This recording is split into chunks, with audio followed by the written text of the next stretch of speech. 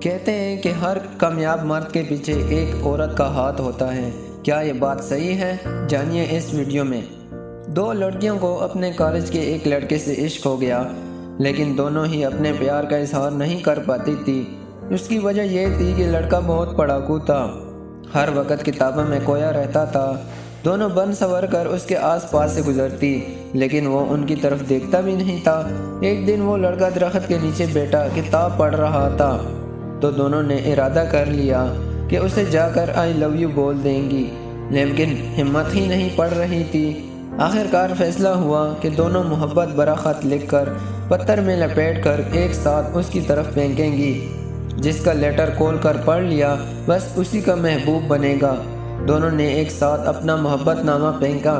ایک بیچاری کا منزل تک پہنچا ہی نہیں اور دوسرا ایک درخت پر ایک سیب کو جا لگا۔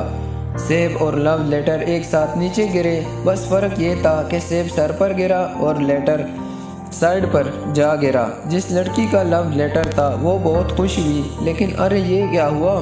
لڑکا سیب ہاتھ میں پکڑ کر کچھ دیر سوچتا رہا اور پھر چیختا ہوا اپنے استاد کے گھر کی طرف بھاگا۔ کئی روز وہ لڑکا کالج نظر نہیں آیا۔ کچھ عرصے بعد ان دونوں کو معلوم ہوا کہ سیب سر پر گرنے سے اسے جو خیال آیا اس نے دنیا بھر میں تہلکہ مچا دیا ہے۔